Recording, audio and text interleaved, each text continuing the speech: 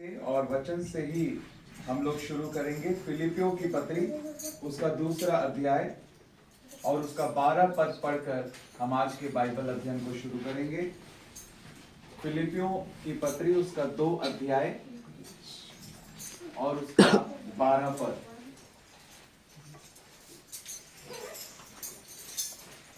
कोई भी एक जन ऊंची आवाज में जिसको मिलता है वो पढ़ सकता है।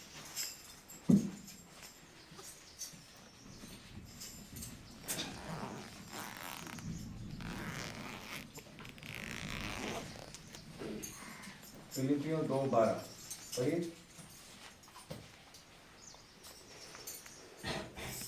इसलिए हे मेरे प्रियो, जिस प्रकार तुम सदा से आज्ञा मानते आए हो, वैसे ही अब भी न केवल मेरे साथ रहते हुए, पर विशेष करके अब मेरे दूर रहने पर भी डरते और कांपते हुए अपने अपने उद्धारकर्ता का कार्य पूरा करते जाओ। अपने उद्धार का कार्य पूरा करते जाओ। हालेलुया, हालेलुया, बोलो प्रभु यीशु मसीह की जय।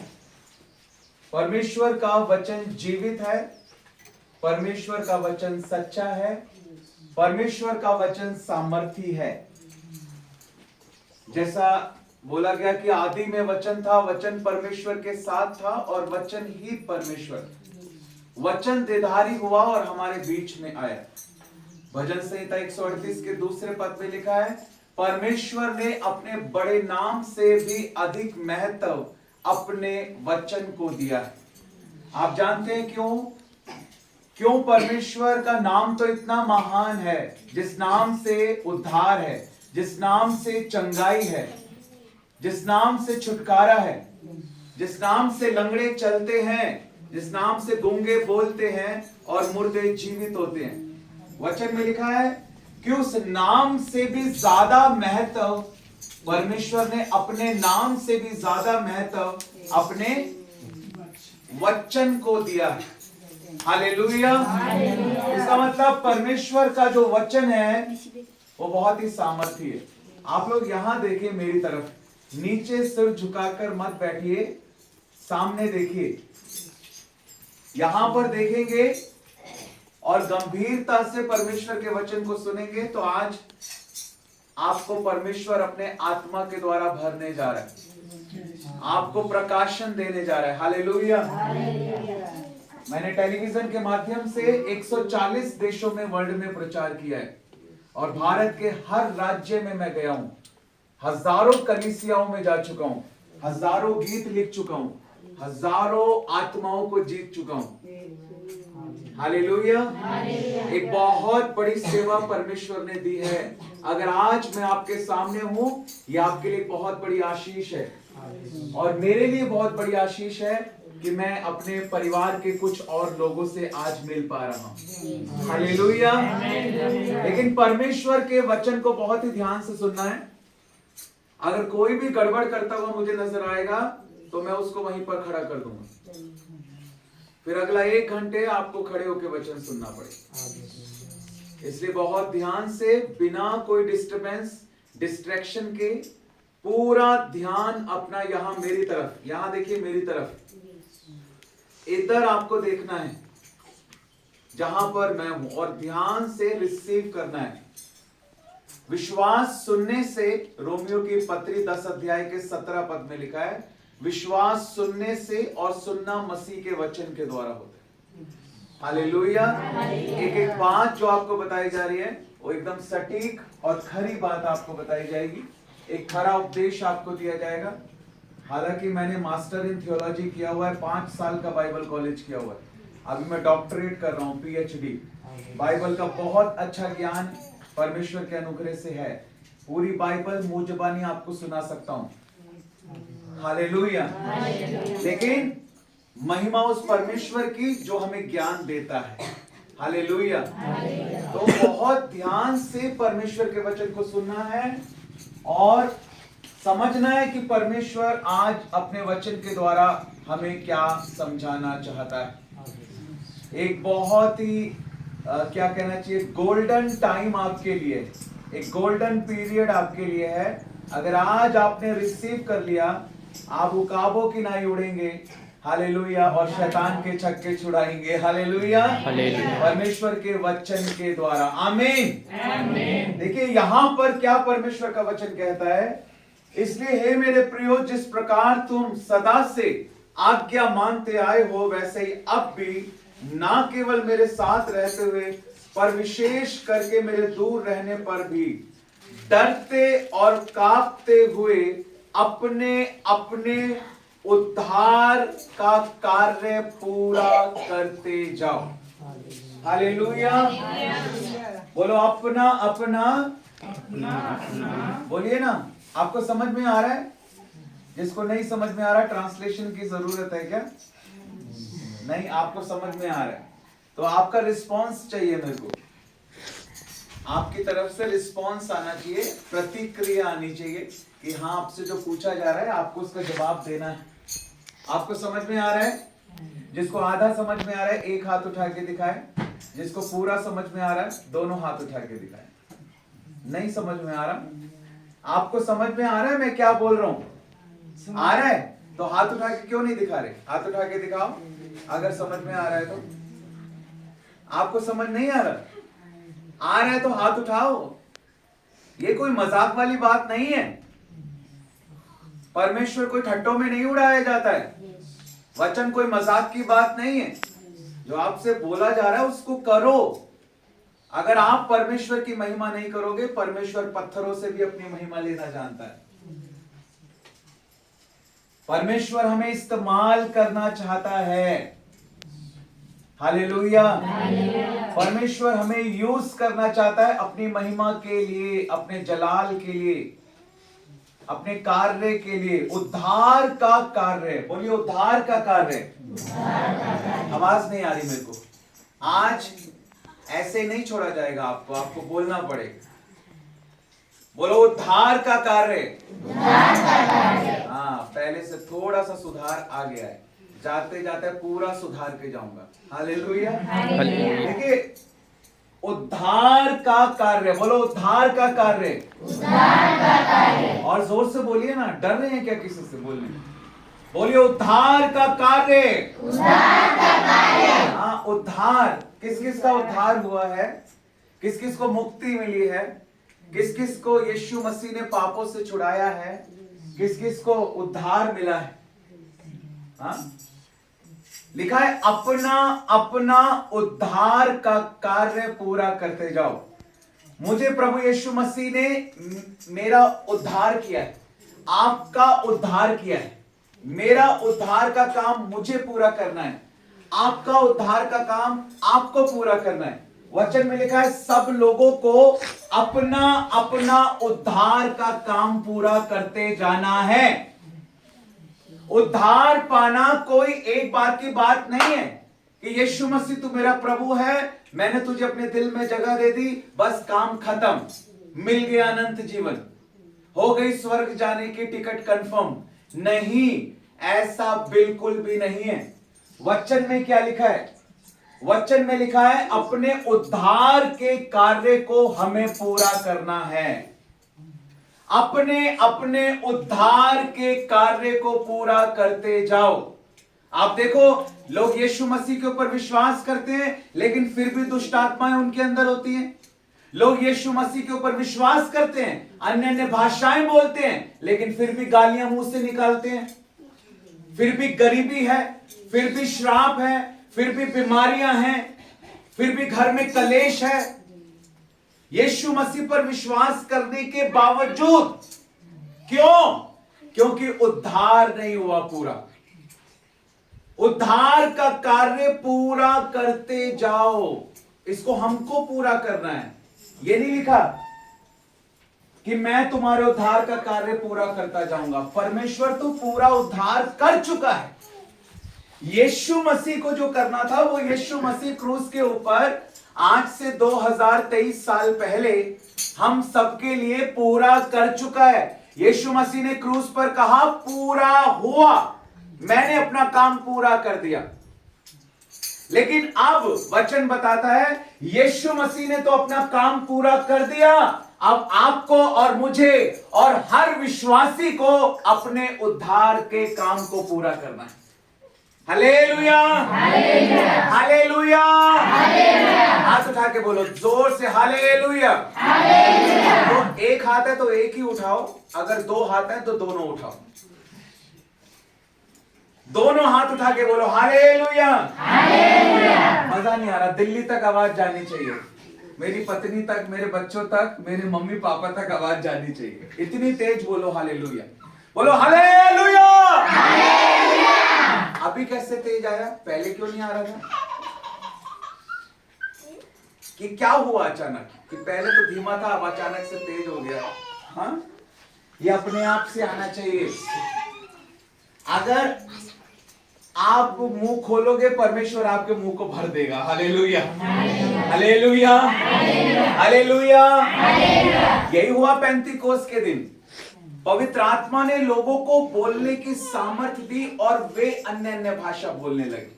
वचन में लिखा है पवित्र आत्मा नहीं बोल रहा था, वो बोल रहे थे। लिखा है वे अन्य अन्य भाषा बोलने लगे। पवित्र आत्मा ने शक्ति दी। पढ़ के देखो वचन में क्या लिखा है। पवित्र आत्मा शक्ति देता है, सामर्थ देता है, लेकिन बोलना हमें है। पवित्र आत्मा बुद्धि देता है, लेकिन बुद्धिमानी से चलना हमें है। परमेश्वर अपने कार्य को कर रहा है, हमें अपने कार्य को पूरा करना है। हालेलुया। आप पूरा उद्धार चाहते हो या नहीं? आप पूरा छुटकारा चाहते हो या नहीं?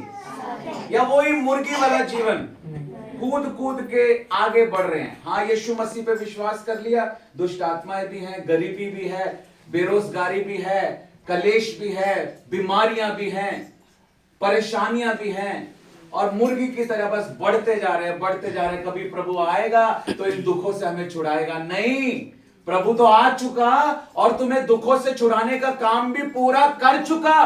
तुम्हारी बीमारियों के लिए कोड़े खा चुका, उसके कोड़े खाए जाने से तुम चंगे हो चुके हो। वो तुम्हारी चंगाई का काम पूरा कर चुका है। वो हमारे लिए कंगाल बन गया कि उसके कंगाल बन जाने से हम धनी बन जाएं। वो कर चुका अपना काम, हमारी चंगाई का काम वो पूरा कर चुका, हमारे धनी बनने का काम वो पूरा कर चुका, हमारे छुटकारे का काम वो पूरा कर चुका। लेकिन आज हमारे जीवन में क्यों नहीं है आशीष? क्यों नहीं है आशीष? क्यों चंगाई नहीं है? क्योंकि हम सो रहे हैं। दूल्हे के आने में देर इसलिए नहीं है कि दूल्हा तैयार नहीं है, वो तो तैयार है, दुल्हन तैयार नहीं है, कलीसिया तैयार नहीं, मैं और आप तैयार नहीं, परमेश्वर के लोग तैयार नहीं है। यीशु मसीह तो कब से तैयार है, मैं आ जाऊं, मैं आ जाऊं, मैं आने के लिए तैयार हूं। वो बाप तो कब से तैयार था। लूका 15 अध्याय में जो लिखा है, उड़ाऊ पुत्र जो अपने पिता से दूर चला गया, वो बाप तो कब से तैयार था अपने बेटे को गले लगाने के लिए। वो तो कब से तैयार था उसके माथे को चूमने के लिए। वो तो कब से तैयार था उसे अच्छे कपड़े पहनाने के लिए। वो तो कब से तैयार था उसके हाथ में अंगूठी पहनाने के लिए।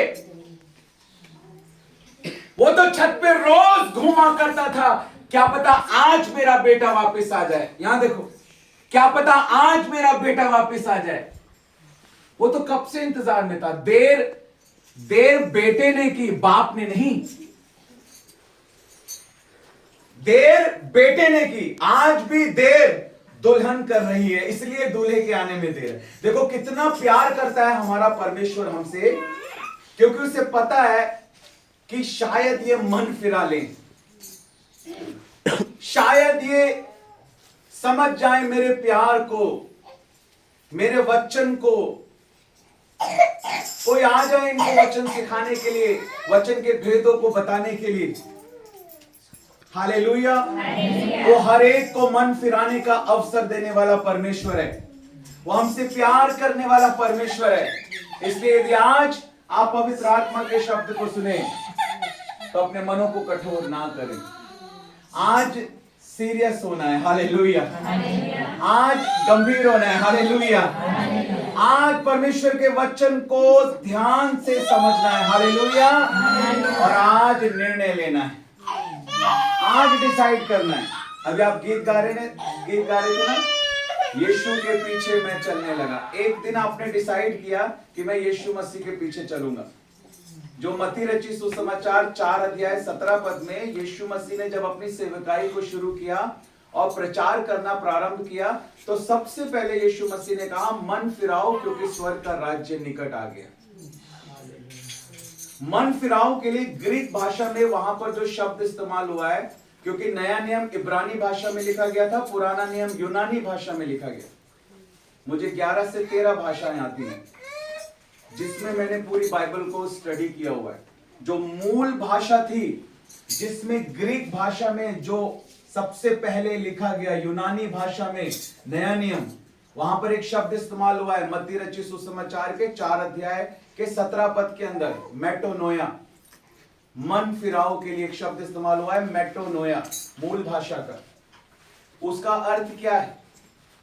मेटोनोया का मतलब होता है यू टर्न, यानी आप एक रास्ते पे जा रहे थे, लेकिन आपने यीशु मसीह पर विश्वास किया तो मन फिरा लिया। इसका मतलब आपने यू टर्न ले लिया। पहले आप संसारिक गीत सुनते थे, संसारिक कामों को करते थे, रीति रिवाजों में थे, शरीर के कामों को करते थे, लेकिन अब आपने उन सब बातों से क्या कर लिया? मन फिरा लिया, अबाउट टर्न हो गया, आपने यू टर्न ले लिया। ये होता है मन फिराने का अर्थ। अब आप वो करते हो जो यीशु मसीह का वचन करने के लिए कहता है। यीशु मसीह के पीछे चलना यही है। हालेलुया। ये होता है मन फिराना। उद्धार के काम को पूरा करते जाओ। कितने आज गंभीर हो रहे हैं, कितने आज वचन को सीरियस ले रहे हैं, कितनों से आज परमेश्वर का आत्मा बात कर रहा है। हालेलुया। अपनी आंखों को बंद करके अपने हाथों को उठाकर बोलेंगे। अपनी आंखों को बंद करें और अपने हाथों को उठाएं। शर्माए ना, इधर उधर ना देखें। आज आपके लिए एक बड़ी आशीष का दिन। आंखें बंद करो बेटा, आंखें बंद करो, अपने दोनों हाथों को उठाओ और परमेश्वर को अपने दिलों में काम करने दो। पवित्र आत्मा को अपने दिलों में काम करने दो। आज हर एक कठोर भाग टूटने पाए, हर एक अनाज्ञाकारिता आज जाए, हर एक वो चीज जो आपको रोक रही है प्रभु में बढ़ने से, मैंने कहा आज उसकी एक्सपायरी डेट है। आज हर एक अंधकार की शक्ति आपके जीवन को छोड़कर जाएगी, आपके परिवार को, आपके घरानों को छोड़कर जाएगी, आपकी कलीसिया को छोड़कर जाएगी। ये होगा, लिखा है, ना बल से ना शक्ति से, लेकिन मेरे आत्मा के द्वारा होगा। जितने आज उसके आत्मा को काम करने दे रहे हैं, जितने आज पवित्र आत्मा को अपने मनों में काम करने दे रहे हैं, जितने आज पवित्र आत्मा को अपने दिलों में काम करने दे रहे हैं, जितने आज पवित्र आत्मा को अपने जीवन में काम करने दे रहे हैं, जितने आज पवित्र आत्मा को अपनी कलीसिया में, अपने घर में, अपने परिवार में काम करने दे रहे हैं, आज परमेश्वर का आत्मा आपको छुड़ा रहा है। आज परमेश्वर का आत्मा आपको आजाद कर रहा है। लिखा है, जहां कहीं प्रभु का आत्मा है वहां आजादी है। हालेलुया। जहां कहीं, बोलो जहां कहीं, जहां कहीं प्रभु का आत्मा है वहां आजादी है। हालेलुया। ओ रबा शंदरा खोरा बा सेके रेबे रेबे। हालेलुया। आपका स्वागत है पवित्र आत्मा, हमारे बीच में आपका स्वागत है प्रभु। हालेलुया। हालेलुया। आत्मा मंडलाय यीशु मसीह के नाम से पेंतिकोस के दिन के तरह प्रभु आज उतर जाइए मेरे परमेश्वर इस जगह पर। आपका पवित्र सिंहासन लगने पाए पिता। ओ मेरे परमेश्वर, आपकी महिमा होने पाए। Hallelujah. Thank you Jesus. Hallelujah.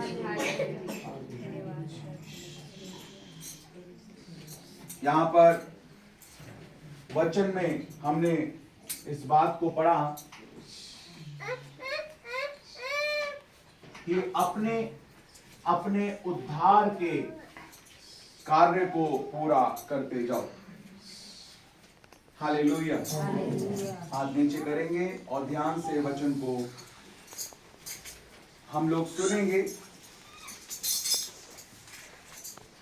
उद्धार का मतलब क्या होता है, इस बात को हम समझेंगे। उद्धार का कार्य हमें पूरा करना है। यीशु मसीह ने हमारे लिए सब कुछ पूरा कर दिया। आमीन। जो लोग जाग रहे हैं बोलो हालेलुया। जो लोग सो रहे हैं बोलो हालेलुया। तो ये जो सोने वाले हैं ये जाग जाएं, क्योंकि जो सोती रहेगी वो यहीं पे छोड़ दी जाएगी। जागती हुई दुल्हन यीशु मसीह को चाहिए। Hallelujah hallelujah. इसलिए ये जागृति का समय है, ये जागृति का समय है, ये अंत का समय जागृति का समय है, ये रिवाइवल का समय है। इस समय कलीसिया को जागने की जरूरत है और तैयार रहने की जरूरत है। Hallelujah hallelujah. उद्धार का मतलब क्या होता है? जब एक जिब्राइल स्वर्गदूत मरियम के पास आया, जब यीशु मसीह के जन्म के बारे में उसने बोला मरियम को, यीशु मसीह तो हमेशा से था, लेकिन प्रभु वो वचन देधारी होकर हमारे उद्धार के लिए आया, वो हमेशा से था। हालेलुया। तो क्या बोला उस स्वर्गदूत ने? स्वर्गदूत ने कहा कि देख तू गर्भवती होगी, तेरे एक पुत्र होगा और तू उसका नाम यीशु रखना, क्योंकि वो अपने लोगों का उनके पापों से उद्धार करेगा। हालेलुया। तो उद्धार का मतलब होता है छुटकारा। उद्धार का मतलब क्या होता है? आवाज नहीं आ रही मुझे। सिखाने के बाद आधे घंटे के बाद पेपर होगा, एग्जाम होगा, ठीक है? जो जवाब नहीं देगा उसको सजा दी जाएगी। इसलिए आप ध्यान से सुनो ताकि आप सवालों का जवाब दे पाओ। आज जवाब दोगे तो आपके लिए बहुत सारे इनाम लेके आए हैं। 4 अलग अलग तरह की किताबें लेके आए हैं, सबको दी जाएंगी 4 किताबें। हालेलुया। बोलो यीशु मसीह की जय। ध्यान से सुनना है। छुटकारा, बोलो छुटकारा। आवाज नहीं आ रही मुझे, बोलो छुटकारा। और तेज बोलो छुटकारा। हाँ, वेरी गुड। देखिए, उद्धार का मतलब होता है छुटकारा, यानी किसी चीज से मुक्ति, किसी चीज से आजादी, किसी चीज से फ्रीडम हमको मिल गई है। और यीशु मसीह ने हमें जो उद्धार दिया है, जो मुक्ति दी है, जो छुटकारा दिया है, जो आजादी दी है, वो किससे दी है? किस लिए आया यीशु मसीह? क्या कहा स्वर्गदूत ने? कि वो अपने लोगों का उनके पापों से उद्धार करेगा। यानी यीशु मसीह जो आया वो हमारे पापों से छुटकारा देने के लिए आया, पाप को अलग करने के लिए आया। पाप क्या है? वचन में लिखा है कि व्यवस्था का उल्लंघन पाप है। जहां भी आप वचन को तोड़ रहे हैं, जो वचन में कहा जा रहा है मत करो, अगर आप कर रहे हो, और जो वचन में कहा जा रहा है करो और आप नहीं कर रहे हो, तो ये पाप है। बहुत बार हम सोचते हैं कि चोरी ना करो, मैं तो कोई चोरी नहीं करता। व्यभिचार मत करो, मैं तो कोई व्यभिचार नहीं करता। लालच मत करो, मैं तो कोई लालच नहीं करता। झूठ मत बोलो, मैं तो कोई झूठ नहीं बोलता। तो मैं वचन के अनुसार चल रहा हूं। लेकिन ये कुछ ऐसे है कि आपने आधा दरवाजा तो बंद कर रखा है, लेकिन आधा अभी भी खुला हुआ है शैतान के अंदर आने के लिए, दुष्ट आत्माओं के आने के लिए। पूरा दरवाजा कब बंद होता है? पूरा दरवाजा तब बंद होता है जो मना किया है वो आप नहीं करते, और जो कहा है वो आप करते हो।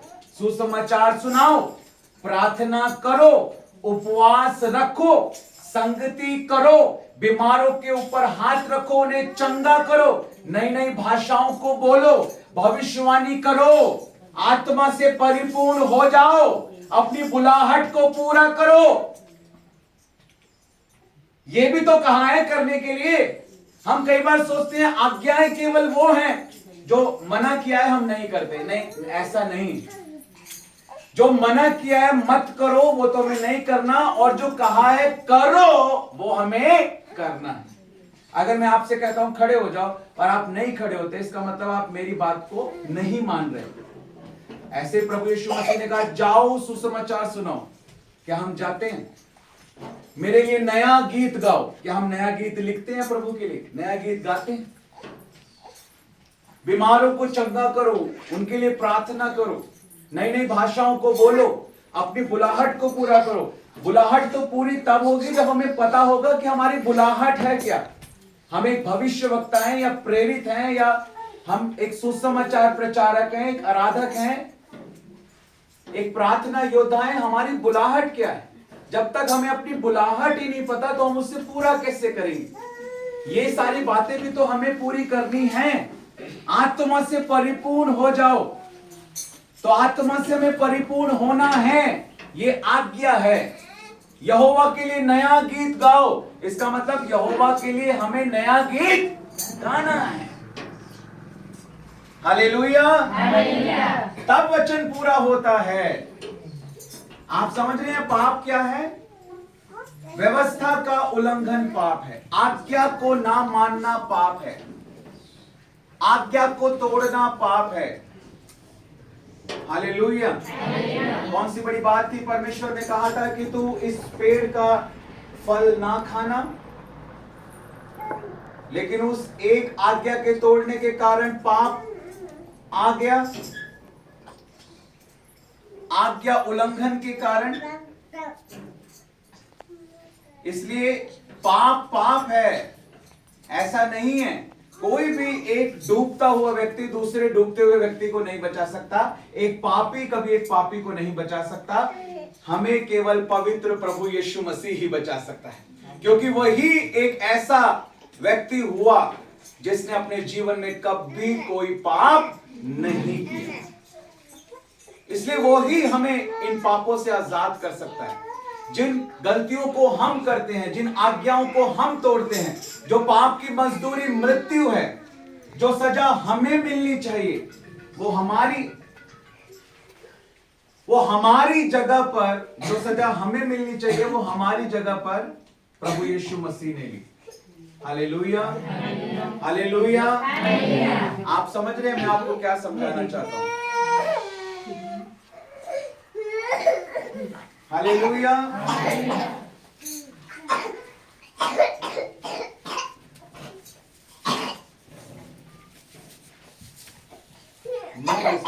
प्लीज बैठ जाइए, बैठ जाइए, आगे आ जाइए, यहाँ पर जगह, आगे आ जाइए।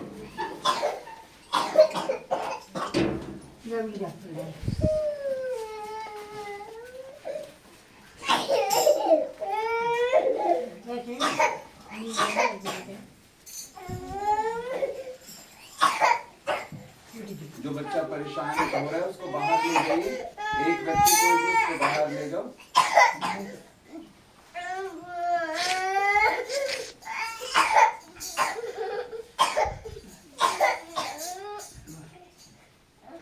हालेलुया। पापों से उद्धार यानी पापों से छुटकारा, पापों से मुक्ति। अब हमें इस बात को समझना है, हमारे जीवन में जो भी कुछ गलत हो रहा है, चाहे वो बीमारी के रूप में हो, चाहे गरीबी के रूप में हो, चाहे कलेश के रूप में हो, चाहे कोई भी परेशानी हो किसी भी प्रकार की, उसका कारण ना तो परमेश्वर है और ना ही उसका कारण शैतान है। कितने सुन रहे हैं मेरी बात को? क्या बोला मैंने?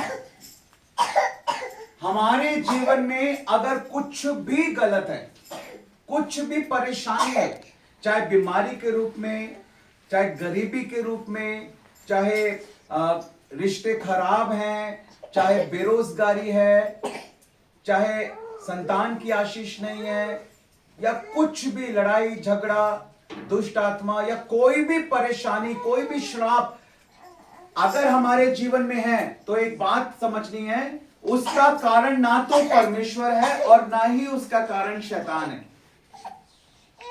हम क्या करते हैं? परमेश्वर पर दोष लगाते हैं कि परमेश्वर, हमने आपके ऊपर विश्वास किया है, लेकिन फिर भी मेरे जीवन में ऐसा क्यों है। हम वो काम करते हैं एक्चुअली जो शैतान करता है, दोष लगाने का काम।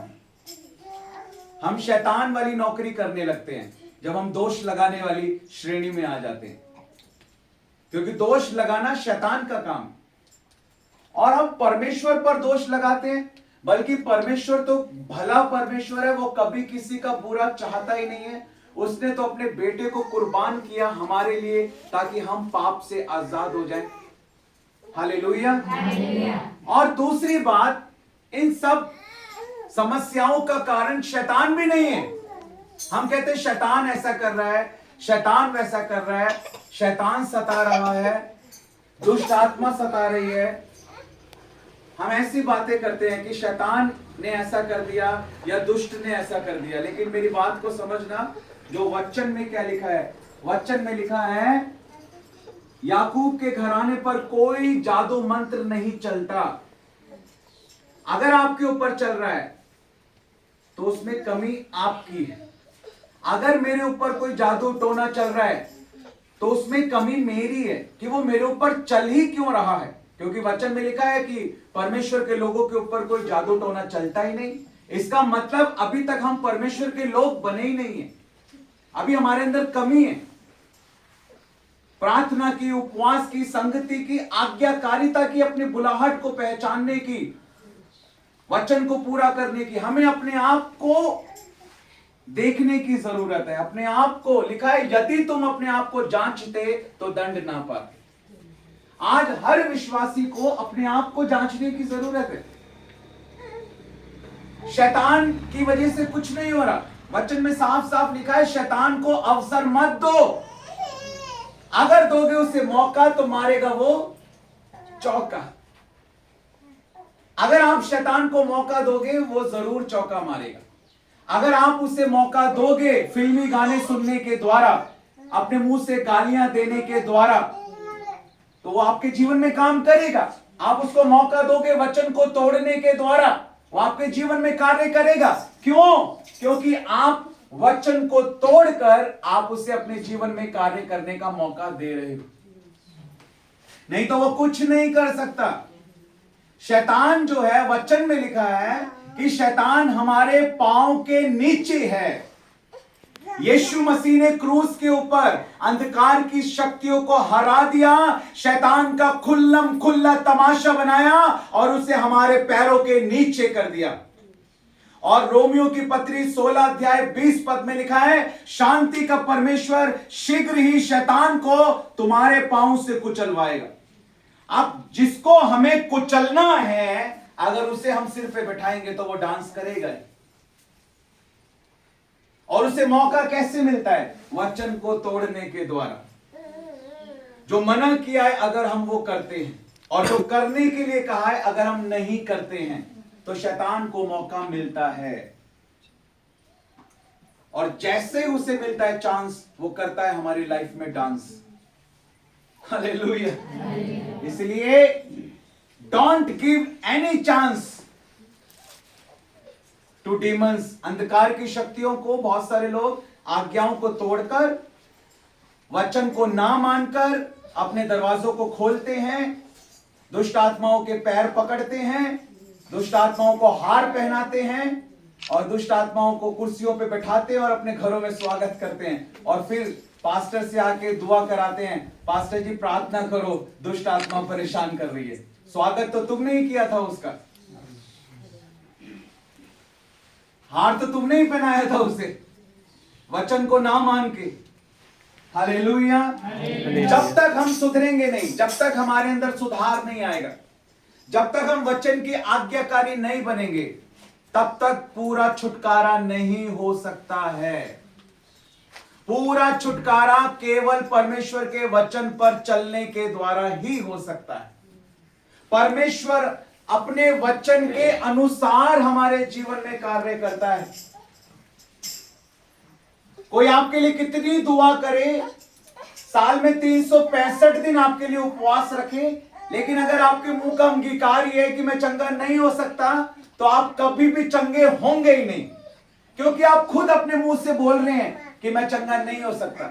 और वचन कहता है, नीति वचन की पुस्तक के 18 अध्याय के 21 पद में लिखा है, जीव के वश में मृत्यु और जीवन दोनों है, और जो उसे काम में लाना जानता है वो उसका फल भोगेगा। आप खुद बोल रहे हो मैं ठीक नहीं हो सकता, तो आप ठीक कभी नहीं होंगे। परमेश्वर भी आपको ठीक कर सकता है, लेकिन वो करेगा नहीं, क्योंकि आप वो नहीं बोल रहे जो वचन में लिखा है। वचन में लिखा है हमें ये बोलना है कि उसके कोड़े खाए जाने से हम चंगे हो चुके हैं, लेकिन आप बोल रहे हो मैं चंगा नहीं हो सकता। तो परमेश्वर भी आपको चंगा नहीं करेगा, क्योंकि परमेश्वर जब काम करेगा तो अपने वचन के द्वारा ही काम करेगा। ये बात समझ लीजिए, वो ना मेरे कहने से काम करेगा ना आपके कहने से, लेकिन अगर हम वो कह रहे हैं जो वचन के अनुसार है, तभी उसकी सामर्थ कार्य करेगी। वो अपना इनकार नहीं कर सकता। ये वचन ही परमेश्वर है। परमेश्वर लिखा है भजन संहिता 107 उसके 20 पद में लिखा है, वह अपने वचन को भेज कर अपने लोगों को चंगा करता है, और जिस गड्ढे में वो पड़े हैं वहां से उन्हें बाहर निकालता है। वचन के द्वारा चंगा करता है, वचन के अनुसार चंगा करता है। हालेलुया। क्या परमेश्वर नहीं चाहता कि हर एक जन बचे? वो चाहता है। लिखा है परमेश्वर नहीं चाहता कि एक भी आत्मा नाश हो। क्या परमेश्वर चाहता है कि लोग नरक जाएं? बताइए ना। क्या परमेश्वर चाहता है कि आत्माएं नाश हो? नहीं चाहता। तो क्या आत्माएं नाश नहीं हो रही? बताओ, बोलो ना, हो रही है या नहीं हो रही? हो रही है। यीशु मसीह ने बताया ना धनी मनुष्य और लाजर के बारे में। वो धनी मनुष्य कहां था? अधोलोक में, हेडिस के अंदर तड़प रहा था कि लाजर से कहे प्रभु पानी में अपनी उंगली भिगोकर मेरी जीभ पर डाल दे। इतनी तड़प हो रही थी उसे आग के अंदर, अधोलोक के अंदर वो जल रहा था, तड़प रहा था। वो कोई कहानी नहीं सुनाई थी यीशु मसीह ने, या कोई दृष्टांत नहीं था। वो असली वाक्या बताया था यीशु मसीह ने। बाइबल स्टडी करके देखिए बाइबल स्कॉलर्स क्या कहते हैं। वो एक सच्ची घटना थी जो यीशु मसीह ने बताई थी। इसका मतलब परमेश्वर नहीं चाहता कि कोई भी अधोलोक में जाए, कोई भी नरक में जाए, लेकिन इसके बावजूद लोग वहां जा रहे हैं, आत्माएं नाश हो रही हैं। लिखा है चौरस है वो मार्ग, चौड़ा है वो मार्ग जो लोग नाश हो रहे हैं। क्या परमेश्वर चाहता है कि लोग नाश हो? नहीं। वो चाहता है कि लोग विश्वास करें मेरे पुत्र के ऊपर, उसके बलिदान के ऊपर, मेरे छुटकारे की योजना के ऊपर। लेकिन जो विश्वास करेगा वो बचाया जाएगा, जो विश्वास नहीं करेगा वो नाश होगा। परमेश्वर हमेशा अपने वचन के अनुसार ही काम करता है। उसको पता है, वो सब जानता है, वो सच्चा न्याय करने वाला परमेश्वर है। हमेशा याद रखना, स्वर्ग में जो स्वर्गदूत हैं वो 24/7 हर सेकंड ये बोलते रहते हैं पवित्र पवित्र पवित्र परमेश्वर जो था, जो है और जो आने वाला है। इससे पहले कि उसने अपना प्रेम दिखाया और अपने बेटे को कुर्बान होने के लिए भेजा, उससे पहले वो पवित्र है। हम ये याद रखते हैं कि वो प्रेमी है, लेकिन ये भूल जाते हैं कि वो पवित्र है, और वो कभी भी पाप को स्वीकार नहीं कर सकता। वो हमें क्यों चाहता है कि हम पाप से दूर रहें? क्योंकि पाप हमें परमेश्वर से दूर करता है। पाप आया, आदम परमेश्वर की उपस्थिति से दूर हो गया। यीशु मसीह आया, अपने लहू के द्वारा हमारा छुटकारा किया। वचन में लिखा है तुम जो पहले दूर थे अब मसीह के लहू के द्वारा परमेश्वर के निकट आ गए हो। Hallelujah, hallelujah. और उसके पुत्र यीशु मसीह का लहू हमें सारे पापों से शुद्ध करता है। यीशु मसीह का लहू हमें सारे पापों से शुद्ध करता है। एक बार इसको निकालेंगे वचन को और पढ़ेंगे। पहला यूहन्ना पहला अध्याय और उसका 7 पद बाइबल में से निकालेंगे और पढ़ेंगे। पहला यूहन्ना पहला अध्याय और उसका 7 पद।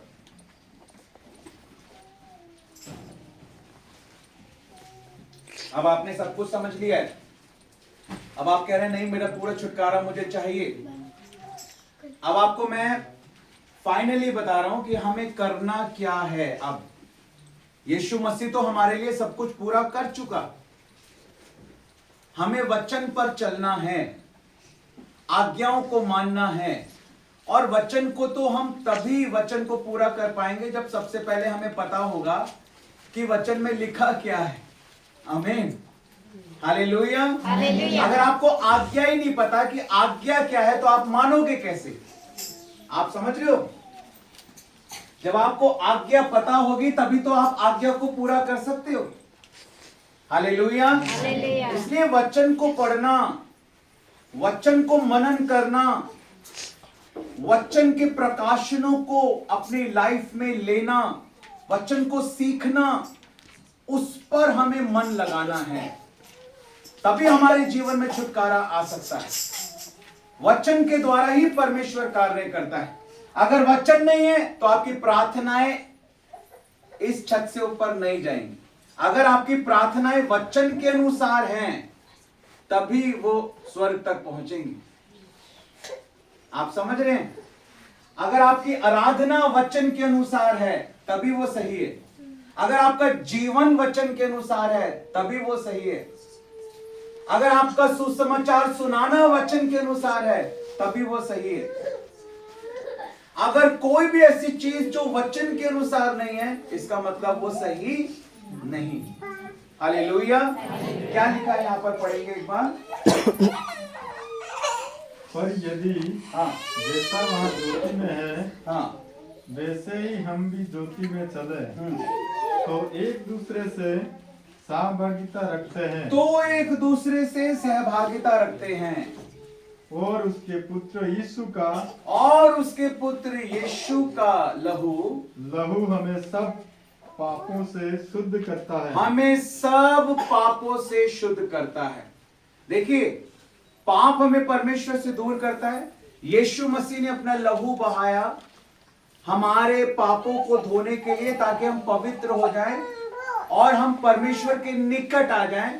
फिर से वो संबंध जो टूट गया था आदम के आज्ञा ना मानने के कारण, वो यीशु मसीह के आज्ञा मानने के कारण और यीशु मसीह के लहू से हम धुल गए। इस कारण अब हम परमेश्वर के निकट आ जाते हैं। एक संबंध हमारा परमेश्वर के साथ बन जाता है। हमारे अंदर परमेश्वर का आत्मा आकर रहने लगता है और हम परमेश्वर के आत्मा का मंदिर बन जाते हैं। अब हम हे अब्बा और हे पिता कहकर परमेश्वर से प्रार्थना करते हैं। आप समझ रहे हैं? पेंतिकोस का दिन तब तक नहीं आया जब तक यीशु मसीह ने क्रूस के ऊपर अपना लहू नहीं बहाया। जब तक यीशु मसीह का लहू जमीन के ऊपर नहीं गिरा तब तक पवित्र आत्मा नहीं उतरा। सेम ऐसा ही होता है। जब हम यीशु मसीह के लहू से धुल जाते हैं, पश्चाताप करते हैं, मन फिराते हैं, अपने पापों से तौबा करते हैं, यीशु मसीह को अपने दिल में जगह देते हैं, परमेश्वर के वचन पर चलने का निर्णय लेते हैं, तो लिखा है यीशु मसीह का लहू हमें सारे पापों से शुद्ध करता है। और क्या होता है जब हम साफ हो जाते हैं, जब हम पवित्र हो जाते हैं, तो पवित्र आत्मा हमारे अंदर आकर रहने लगता है। Hallelujah, hallelujah. पवित्र आत्मा नहीं आ पाता क्योंकि हमारे जीवन में पाप होता है। लेकिन जब हम पश्चाताप करते हैं, प्रभु को अपने जीवन को देते हैं, यीशु मसीह का लहू हमें पवित्र करता है, तो हमारे अंदर परमेश्वर का पवित्र आत्मा आकर रहने लगता है। Hallelujah, hallelujah. लेकिन क्या लिखा है देखिए यहां पर, यदि हम अपने पापों को मान ले तो परमेश्वर हमें माफ करेगा। हालेलुया। कितने आज अपने संबंध को परमेश्वर के साथ जोड़ना चाहते हैं? अपने हाथों को उछाल कर दिखाएं। एक है तो एक हाथ दिखाएं, दोनों है तो दोनों हाथ दिखाएं। हालेलुया। ऐसा मौका हो सकता है आपको लाइफ में कभी दोबारा ना मिले, मैं कभी दोबारा आपके बीच में आऊं या ना आऊं, लेकिन जब आप जाएंगे, न्याय का दिन जब आएगा, यीशु मसीह जब न्याय करेगा, याद रखना इस बात को, यीशु मसीह बोलेगा आज का दिन, आज की तारीख, आज का टाइम, और मेरा नाम बोलेगा यीशु मसीह, मैंने भेजा था, दिल्ली से आया था, तुम्हारे सामने खड़ा था, तुम्हें बोल रहा था, तुमने क्यों नहीं माना। याद रखना, आज की डेट लिख के रखो, आज का टाइम लिख के रखो। यीशु मसीह मेरा नाम बोलेगा, सिद्धार्थ को मैंने भेजा था, अपने दास को, दिल्ली से आया था और तुमको वचन दिया था, क्यों नहीं माना। और उस समय क्या जवाब दोगे यीशु मसीह? उस दिन के लिए तैयार रहना, उस न्याय के दिन के लिए तैयार रहना, उस समय के लिए तैयार रहना। ये कोई मजाक की बात नहीं है यीशु मसीह के ऊपर विश्वास करना। परमेश्वर धधकती हुई आग है, वो भस्म करने वाली आग है। वो कहेगा निकाल दो उसे, उस आग में डाल दो जहां रोना और दांतों का पीसना है। तब कोई अनुग्रह का समय नहीं होगा, अनुग्रह का समय अब भी है, तब तो सिर्फ न्याय का समय होगा। अभी यीशु मसीह आया था मेमने के रूप में बलिदान देने के लिए। अभी जो यीशु मसीह आएगा यहूदा के शेर बब्बर के रूप में आएगा, धधकती हुई आग के रूप में आएगा, एक एक काम का न्याय करने के लिए आएगा। एक एक दिन का एक एक प्रचार जो आपके पास्टर के द्वारा आपको प्रचार किया जाता है उसका हिसाब आपसे लिया जाएगा। एक एक दास जो आपके सामने आकर खड़ा होता है, एक एक वो वचन जो आप ऑनलाइन सुनते हो, हर एक का हिसाब लेगा परमेश्वर आपसे। उस दिन तुझे ये प्रचार किया था, क्यों नहीं माना? उस दिन तुझे ये प्रचार किया था, क्यों नहीं मानी? तब क्या बोलोगे? कुछ नहीं बोल पाओगे। तब यीशु मसीह बोलेगा ले जाओ इसे और उस धधकती हुई आग में डाल दो जहां रोना और दांतों का पीसना है।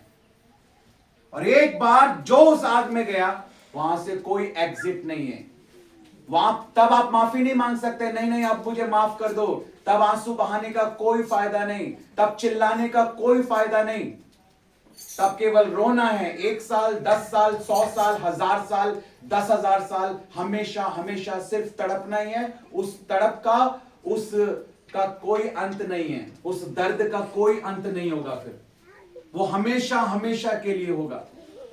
यीशु मसीह ने इससे ज्यादा कि स्वर्ग का प्रचार किया बाइबल में, उसने नर्क का प्रचार किया है। आप देखो, गूगल के ऊपर सर्च करके देखो, आपको पता लगेगा यीशु मसीह ने क्यों नर्क के बारे में ज्यादा बताया और स्वर्ग के बारे में कम। क्योंकि जब हमें सजा पता लगती है ना तभी हम सुधरते हैं, नहीं तो हम नहीं सुधरते। इसलिए यीशु मसीह ने पहले ही बताया अगर नहीं मानोगे तो नाश हो जाओगे। इसलिए मन फिराओ क्योंकि स्वर्ग का राज्य निकट आ गया है। अपने पापों से तौबा करो, अपने आत्मिक जीवन को गंभीरता से लो, अपने प्रार्थना के जीवन को बनाओ, वचन को मनन करने वाला जीवन बनाओ, आज्ञाओं को मानो, वचन को सीखो, वचन पर चलो, उपवास रखो, प्रार्थना करो, परिवार में प्रार्थना करो, उपवास के साथ प्रार्थना करो, अपनी बुलाहट को पहचानो, यीशु मसीह के सुसमाचार को सुनाओ, आत्माओं को जीतो। Hallelujah, hallelujah. ये अनिवार्य है हमारे लिए, नहीं तो न्याय के दिन हमें एक एक बात का हिसाब जो है वो प्रभु यीशु मसीह को देना है।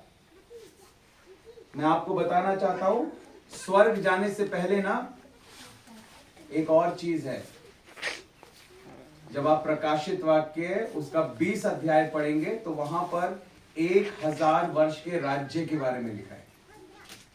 प्रकाशित वाक्य की पुस्तक के 20 अध्याय में, बाद में पढ़ लेना।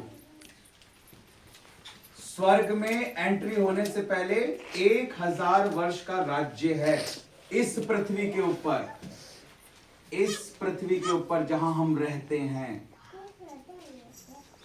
पहले 1000 वर्ष का राज्य होगा, उसके बाद स्वर्ग का नंबर आएगा।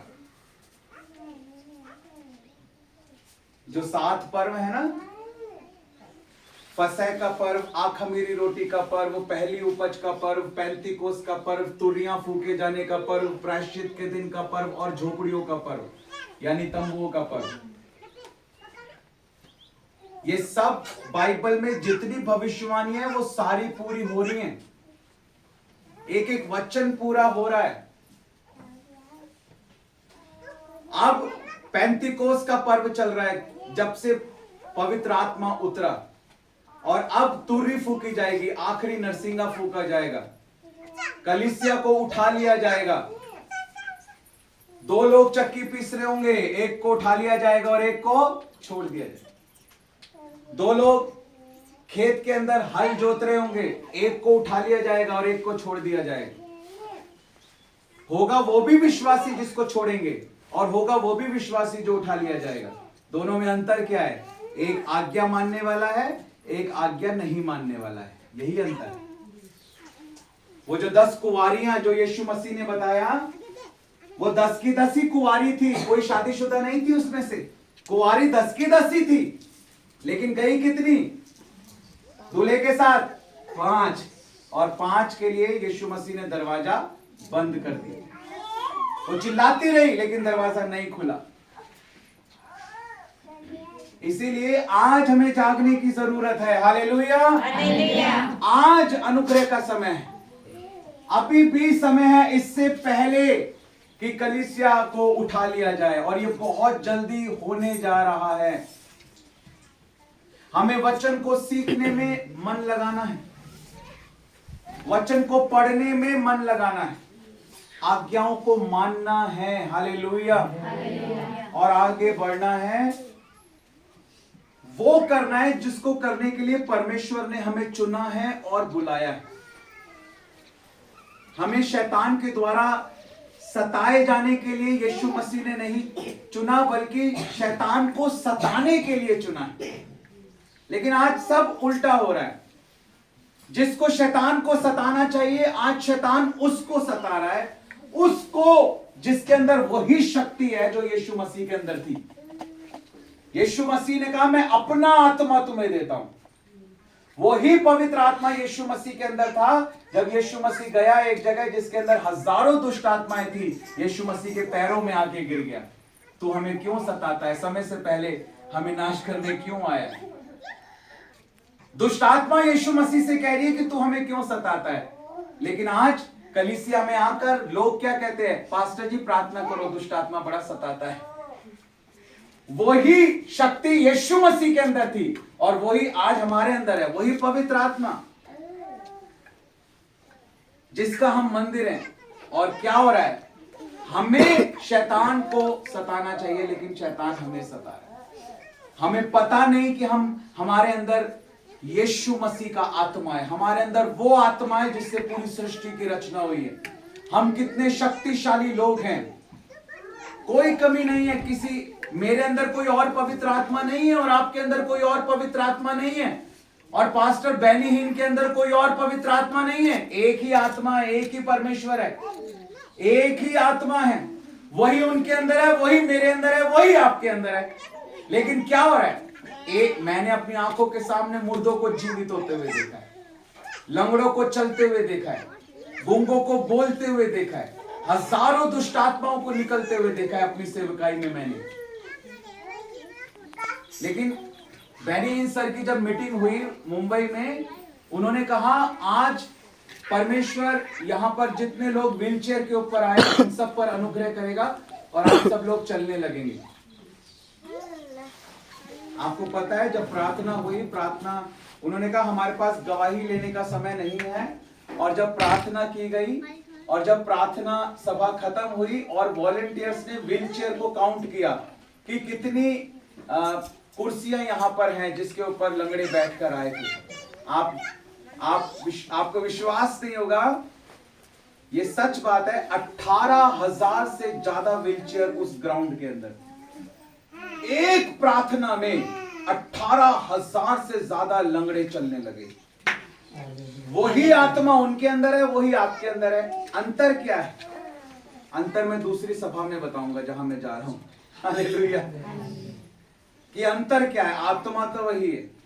अंतर आपको अगर समझाऊं मैं, क्योंकि मैं खत्म करने जा रहा हूं, आपके लिए प्रार्थना करूंगा।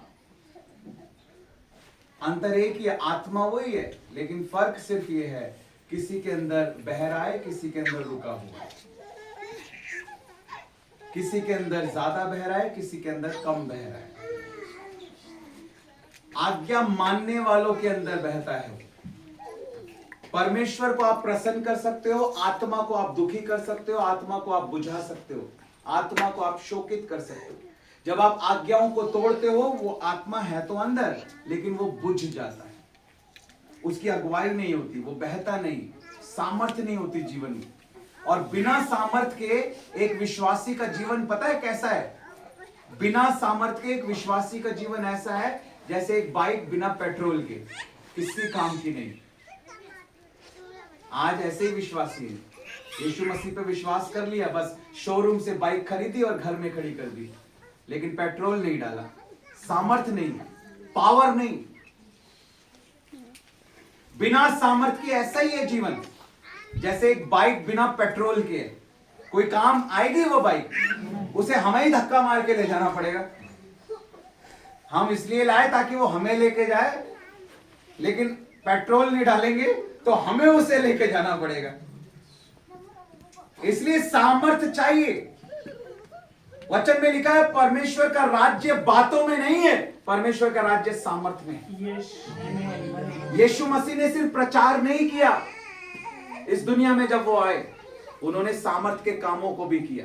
देख लीजिए कौन सा भविष्यवक्ता आपको मिलेगा जिसके द्वारा सामर्थ्य के काम नहीं हुए होंगे, कौन सा प्रेरित है जिसके द्वारा सामर्थ्य के काम नहीं हुए होंगे।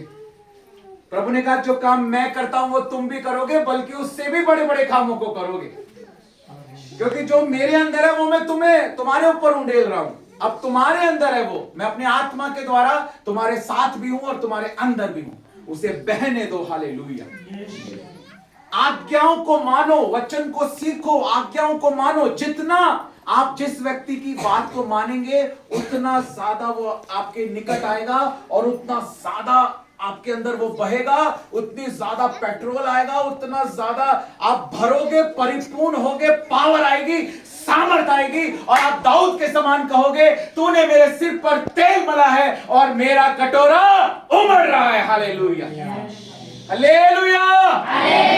ऐसी पावर हमारी लाइफ में होनी चाहिए, नहीं तो कोई फायदा नहीं है। अपने उद्धार के कार्य को पूरा करते जाओ। मन फिराओ, पश्चाताप करो, आज अपने पापों को मान लो। अगर किसी को क्षमा नहीं किया और किसी के प्रति अपने दिल में कोई क्षमाहीनता, कोई कड़वाहट, कोई बदले की भावना, ईर्ष्या, बैर, झगड़ा, विरोध, कोई भी कड़वी जड़ अगर अपने अंदर रखी है तो आज यीशु मसीह के नाम से उसे निकाल दो और प्रभु के हाथों में सब कुछ सौंप दो। आज सच्चा पश्चाताप करो, यही सच्चा पश्चाताप है। ये जो आपने आराधना की ना, आई एम सॉरी, मुझे माफ कीजिएगा, लेकिन ये वचन के अनुसार नहीं थे। ये आराधना का एक भाग है गीत गाना, लेकिन आराधना वो होती है जिसमें पापों का पश्चाताप हो, जिसको क्षमा नहीं किया उसको क्षमा करें, समर्पण करें, तब आराधना पूरी मानी जाती है। ये वचन आधार है हमारा। गीत वचन पर आधारित, प्रार्थना वचन पर आधारित, आराधना वचन पर आधारित, जीवन वचन पर आधारित, कलीसिया वचन पर आधारित। यही आदि, यही अंत, यही अल्फा, यही ओमेगा। अल्फा जो है ग्रीक भाषा का पहला वर्ड होता है और ओमेगा ग्रीक भाषा का आखिरी वर्ड होता है। यानी यीशु मसीह कह रहा है ए से लेके जेड तक मैं ही हूं, ए टू जेड। हालेलुया, हालेलुया, बोलो यीशु मसीह की जय। यीशु मसीह से ही हमारी जिंदगी शुरू है और यीशु मसीह पर ही पूरी होती है। वही हमारे लिए सब कुछ पूरा करेगा और वो अपने वचन के अनुसार कार्य करता है। बहुत कम समय में जितना मैं आपको सिखा सकता था उतना मैंने सिखाने की कोशिश की है। ये 5 फुट 7 इंच का व्यक्ति जो आप आपके सामने खड़ा हुआ देख रहे हैं, ये एक समंदर है। आपको सिर्फ एक बूंद दी है परमेश्वर ने आज इस समंदर में से। पावर वहीं से आती है, पावर हाउस वही है, लेकिन वो किसी ना किसी के माध्यम से आप तक पहुंचता है। अगर तेल आएगा तो हारून की दाढ़ी से ही बहता हुआ आएगा, याजक की दाढ़ी से ही आएगा, सेवक के पास से ही आपके लिए आएगी अनॉइंटिंग और अभिषेक। वो अभिषेक जो जुओं को तोड़ता है। साधारण जीवन जीना छोड़ दो, क्योंकि ना हम साधारण है ना हमारा परमेश्वर साधारण है। वो अद्भुत युक्ति करने वाला परमेश्वर है, वो आश्चर्य कर्म, बड़े कामों को करने वाला परमेश्वर है। और उसने कहा जो काम मैं करता हूं वो तुम भी करोगे और उससे भी बड़े बड़े कामों को करोगे। हालेलुया। अपने आप को तैयार करो, सच्चा पश्चाताप करते हुए और पूरा समर्पण करते हुए। हां की हां और ना की ना। परमेश्वर के लिए आपको इस्तेमाल होना है तो ये आपके हाथ में है। आप कितना समर्पण कर रहे हो परमेश्वर, अपना परमेश्वर को। पूरा समर्पण परमेश्वर चाहता है, अधूरा समर्पण परमेश्वर नहीं चाहता। हालेलुया। गुनगुना लिखा है प्रकाशित वाक्य की पुस्तक में, उसे परमेश्वर उगल देगा, रिसीव नहीं करेगा। या तो ठंडे ही हो जाओ या तो गर्म ही हो जाओ। या तो यीशु मसीह के पीछे चल रहे हो तो ईमानदारी से चलो, नहीं तो अच्छा है कि यीशु मसीह के पीछे चलना छोड़ दो। सच कह रहा हूं मैं आपसे, क्योंकि ये वचन के अनुसार है। परमेश्वर कह रहा है गुनगुना जो भी है उसको मैं मुंह से उगल दूंगा, रिसीव नहीं करूंगा। इसलिए परमेश्वर हमारे जीवन से विश्वास योग्यता चाहता है, परमेश्वर हमारे जीवन से ईमानदारी चाहता है, परमेश्वर हमारे जीवन से पूरा समर्पण चाहता है।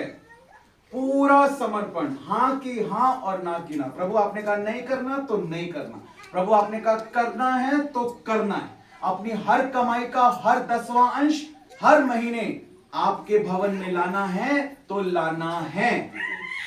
हर हफ्ते उपवास प्रार्थना करनी है तो करनी है। आपके दासों का आदर करना है तो करना है। प्रार्थना करनी है तो करनी है। आज्ञाओं को मानना है तो मानना है।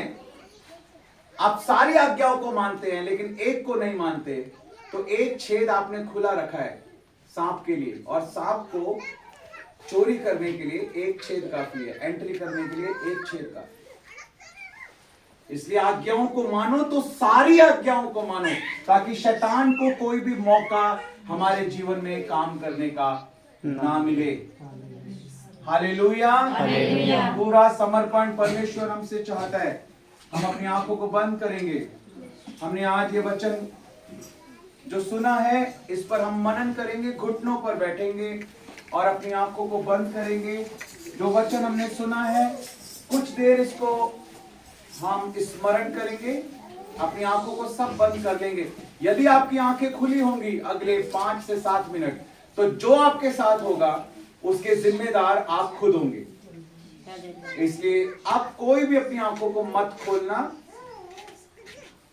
नहीं तो आप ना मेरे ऊपर दोष लगाना ना मेरे परमेश्वर के ऊपर कि ऐसा मेरे साथ क्या हो गया करके। सब अपनी आंखों को बंद करें, सब बच्चे सब बड़े, और अपने दोनों हाथों को स्वर की ओर उठाएंगे। दोनों हाथों को ऊंचा उठाएंगे, दोनों हाथों को ऊंचा उठाएंगे और वचन को मनन करेंगे, वचन को सोचेंगे जो आपने सुना है। यीशु मसीह मेरे उद्धार के कार्य को पूरा कर चुका है, इसको सोचेंगे। पवित्र आत्मा मेरे अंदर है, मैं पवित्र आत्मा का मंदिर हूं, इस बात को सोचेंगे।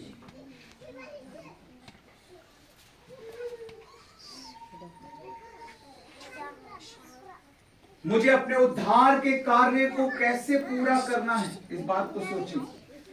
कहां मैं आज्ञाओं को पूरा नहीं कर रहा, कहां पर मैं गलत हूं। क्या मेरा जीवन प्रार्थना का जीवन है? क्या मेरा जीवन उपवास का जीवन है? क्या मैं परमेश्वर के वचन को उतना समय देता हूं जितना मुझे देना चाहिए? क्या मैं उसके वचन को सीखने में मन लगाया है मैंने या नहीं? क्या मैं अपनी हर कमाई का हर 10वां अंश परमेश्वर के भवन में देता हूं? क्या मैं परमेश्वर के दास लोगों का आदर करता हूं?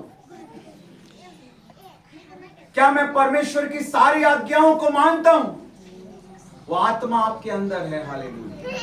क्या मैंने अपनी बुलाहट को पहचाना है? क्या मैं अपनी बुलाहट को पूरा कर रहा हूं? यदि आपने पवित्र आत्मा को शोकित किया है, आज क्षमा मांगे, अपने पापों के लिए क्षमा मांगे। यदि किसी को क्षमा नहीं किया तो उसको क्षमा करें। आज सच्चा पश्चाताप करते हुए, पूरा समर्पण करते हुए कि प्रभु मैं आपके वचन पर चलूंगा, आपकी आज्ञाओं को मानूंगा। ऐसे कहकर अगले 5 मिनट सब अपना मुंह खोलकर प्रार्थना करेंगे। सब ऊंची आवाज में प्रार्थना करेंगे। अपना मुंह खोलकर सब लोग प्रार्थना करेंगे। जो बातें बोली गई हैं सब मुंह से बोलकर प्रार्थना करेंगे। बोलिए बोलिए बोलिए, अपना मुंह खोलकर सब ऊंची आवाज में प्रार्थना करेंगे। सच्चा पश्चाताप करते हुए, पूरा समर्पण करते हुए।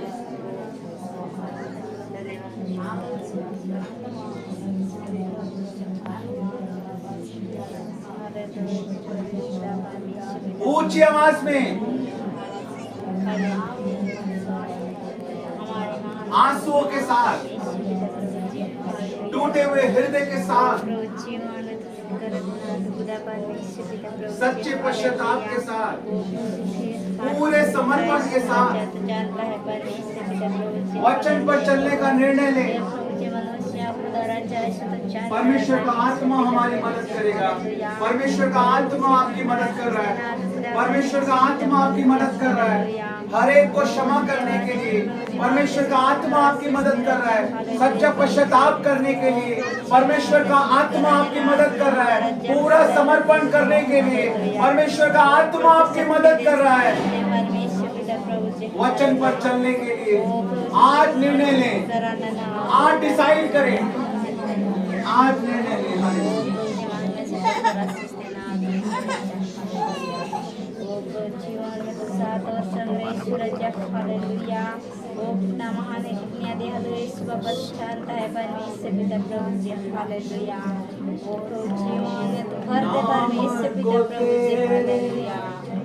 मैं ऊंचा करूंगा,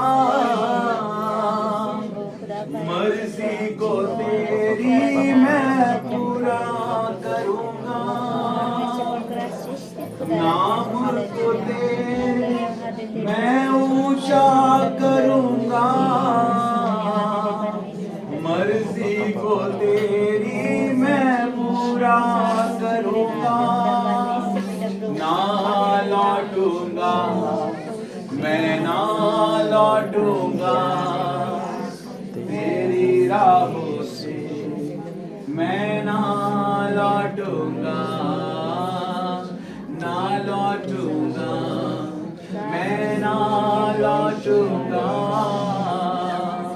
तेरी राहों से, मैं ना लौटूंगा। और आऊंगा करीब मैं तेरे, तुझ में यीशु मैं बढ़ता रहूंगा। और आऊंगा करीब मैं तेरे, तुझ में यीशु मैं बढ़ता रहूंगा। ना लौटूंगा, मैं ना लौटूंगा तेरी राहों से, मैं ना लौटूंगा। सब अपना हाथ उठा के बोले, ना लौटूंगा, मैं ना लौटूंगा तेरी राहों से, मैं ना लौटूंगा। गाएं ऊंची आवाज में, ना लौटूंगा, मैं ना लौटूंगा तेरी राहों से, मैं ना लौटूंगा, ना लौटूंगा, मैं ना लौटूंगा तेरी राहों से, मैं ना लौटूंगा। एक बार फिर, ना लौटूंगा, मैं ना लौटूंगा तेरी राहों से, मैं ना। ऊंची आवाज में यीशु के लिए, ना लौटूंगा, मैं ना लौटूंगा। बहुत अच्छे, तेरी राहों से, मैं ना लौटूंगा। नाम को तेरे मैं ऊंचा करूंगा, मर्जी को तेरी मैं पूरा करूंगा। बोलिए, नाम को तेरे मैं ऊंचा करूंगा, मर्जी को तेरी मैं पूरा करूंगा। ना लौटूंगा, मैं ना लौटूंगा तेरी राहों से, ना लौटूंगा, ना लौटूंगा, मैं ना लौटूंगा